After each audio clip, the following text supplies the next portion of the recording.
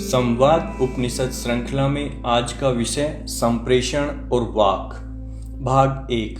आधुनिक विज्ञान की भांति वैदिक मान्यता के अनुसार भी पदार्थ को ऊर्जा में तथा ऊर्जा को वापस पदार्थ में बदला जा सकता है।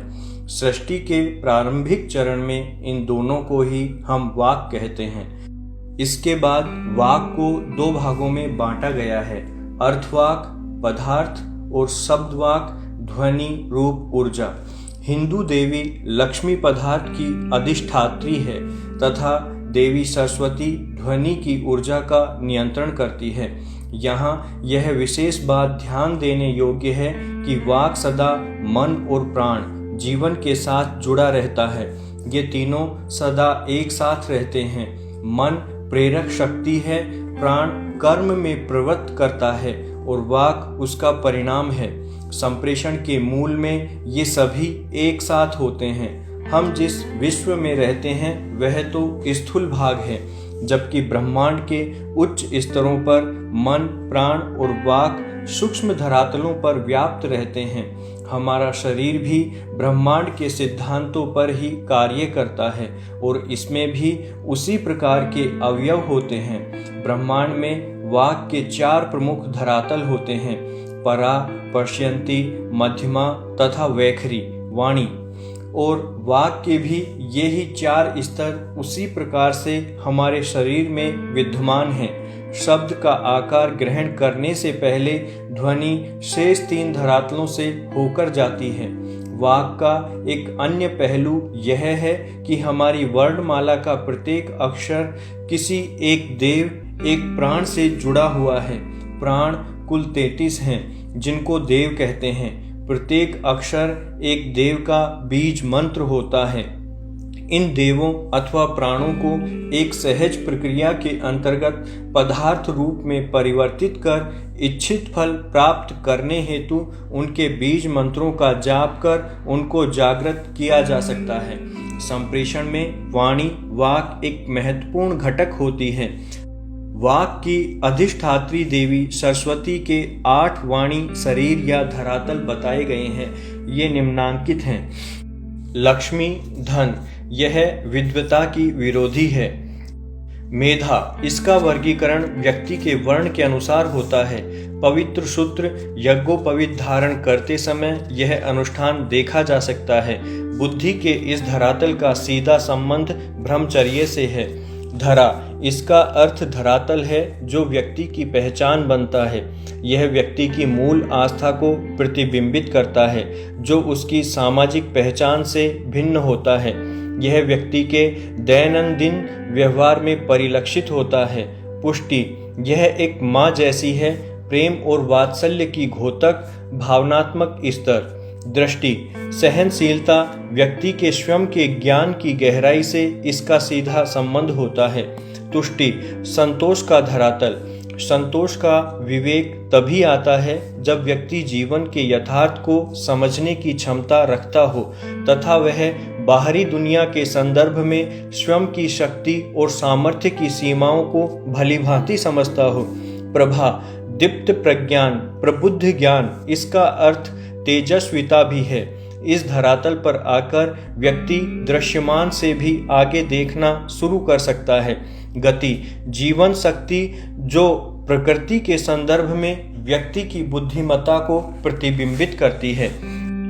एक यह भी अवधारणा है कि लक्ष्मी, सरस्वती और महाकाली, इन तीनों देवियों की त्रयी में कभी विभाजन नहीं होता। लक्ष्मी धन संपदा है, सरस्वती वाणी है और काली आकर्षण शक्ति सम्मोहन है। ये विभिन्न प्रकार की ऊर्जाओं का परावर्तन और एकीकरण करती रहती हैं। मान्यता है कि ये भुवः और स्वः, पृथ्वी, आकाश और सूर्य का नियंत्रण करती हैं। प्राचीन समय से ही भारतीय मंत्र विद्या की अनेक शाखाएं ध्वनि और उसके कंपन के प्रभावों का अध्ययन कर रही हैं। प्रबुद्ध ज्ञान और मुक्ति के अंतिम लक्ष्यों की प्राप्ति मंत्र जाप के द्वारा ही होती है। अनेक जटिल प्रकृति के रोगों की चिकित्सा मंत्र जाप की उपचार पद्धति से की जाती है। भाषा की निर्माण प्रक्रिया भी महत्वपूर्ण पहलू है। भारतीय दर्शन और विज्ञान की भाषा संस्कृत का आधार वे ही सिद्धांत हैं जो ब्रह्मांड या छंदों के होते हैं। प्रत्येक प्राण देव की संरचना छंद से होती है और एक देव के रूप में वह अपने छंद के द्वारा व्यक्ति के ऊर्जा धरातलों को प्रकट करता है तथा वैश्विक ऊर्जा को व्यक्ति की स्थूल ऊर्जा के धरातल से जोड़ता है। इस प्रकार विकास का क्रम अनवरत चलता रहता है। हमें स्मरण रखना चाहिए कि ध्वनि और प्रकाश की गति समान अंतर के साथ चलती है तथा वे परस्पर परिवर्तनीय हैं। अपने अति सूक्ष्म रूप में ध्वनि चैतन्य के शुद्ध प्रकाश अथवा ज्ञान ज्योति का सृजन कर सकती है। यह ध्वनि शाब्दिक या वाचिक नहीं होती, अपितु ध्यान की गहन अवस्था में महसूस की जाती है। इस ध्वनि की गति काफी तीव्र होती है और 1 सेकंड के छोटे से भाग में ही यह ब्रह्मांड में कहीं भी पहुंच सकती है। अंत में ध्वनि के सारे प्रतिबिंब एक शुद्ध प्रकाश पिंड में समाहित हो जाते हैं। संप्रेषण में ध्वनि और शरीर दोनों का प्रयोग होता है। शरीर तो केवल ध्वनि का पूरक होता है। बिना शब्दों और शरीर की हलचल के भी संदेश प्राप्त किया जा सकता है। ये दोनों ही अत्यंत धीमी गति के स्तर पर कार्य करते हैं और ग्रहणकर्ता की बुद्धिमत्ता से आगे इनकी पहुंच नहीं हो पाती। अधिक प्रभावी और गहरी पैठ के लिए आवृत्ति के स्तर को ऊंचा उठाना होगा, जैसा कि रेडियो और टीवी में किया जाता है। अधिक दूरी के लिए व्यवधानों को दूर रखने की दृष्टि से तथा AM तथा FM तरंगों का सृजन करने के लिए संकेतों को दृढ़तापूर्वक आरोपित किया जाता है।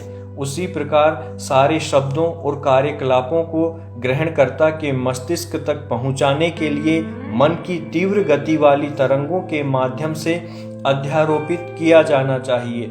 इतना होने पर ही उस संदेश में इच्छाओं का समावेश हो पाता है, प्रयोजन सफल होते हैं तथा वह संदेश जीवंत और मानवोचित बन पाता है। यहाँ आकर ही संप्रेषणकर्ता उस संदेश का अंश बनता है तथा ग्रहणकर्ता में प्रतिक्रिया व्यक्त करने का आकर्षण पैदा करता है। शब्द मात्र दिखावटी होते हैं, उनका कोई अर्थ नहीं होता। फिर भी शब्दों में छिपा मंतव्य मनुष्य के हृदय और उसके मन की भाषा में संप्रेषित हो जाता है। इसमें संप्रेषणकर्ता की आत्मा जुड़ी होती है। इससे स्पष्ट होता है कि संप्रेषण का प्रत्येक अंश केवल 2 आत्माओं के बीच ही होगा, बुद्धि और शरीर के बीच नहीं। संप्रेषण को अंतिम रूप से प्राप्त करने वाला तथा प्रतिक्रिया व्यक्त करने वाला केवल आत्मा है। सारे शब्दों और क्रियाएं अंत में जाकर आत्मा की भाषा यानी सार्वभौम भाषा में ही वापस रूपांतरित हो जाते हैं।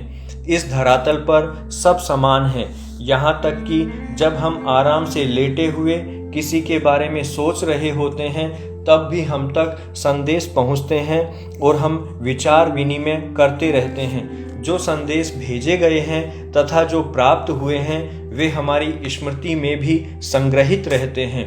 यदि ये संदेश नकारात्मक होते हैं तो जब तक वे रहते हैं हमें चोट पहुंचाते रहते हैं। आगे चलकर ये संदेश हमारी अंतःस्त्रावी ग्रंथियों तथा उनके स्त्रावों को प्रभावित करते हैं और असाध्य रोगों के कारण बन जाते हैं। अतः संप्रेषण से हम क्या प्राप्त करना चाहते हैं, यह जागरूकता रखना ही उसकी प्रथम आवश्यकता है। साथ ही यह चेतना भी कि यदि संदेश प्राप्त नहीं किए जाएंगे तो आगे क्या होगा। वाणी की रचना प्राणों से होती है, प्राणों का संचालन मन करता है। इस सिद्धांत के अनुसार कोई भी संप्रेषण उस समय तक संभव नहीं है जब तक उसका विषय मन के द्वारा स्वीकार नहीं कर लिया जाए। मन ने जो कुछ स्वीकार किया है वाणी हमेशा उसी का अनुसरण करती है। स्वरूप की दृष्टि से हमारा मन सीमित होता है। हमारी बुद्धि जीवन के थपेड़ों और वातावरण से प्रभावित होने के कारण कहीं अधिक सीमित हो गई है। हमारा आत्मा भी विभिन्न प्राणों से, हमारी वंश परंपरा से तथा हमारे 5 मूल तत्वों से घिरा हुआ है। यदि कोई विषय मन तक नहीं पहुंचता तो उसकी अभिव्यक्ति भी संभव नहीं होती। इस स्थिति में हमारी बुद्धि असमर्थता प्रकट करना तो जानती है, किंतु उसको उसका कारण ज्ञात नहीं होता।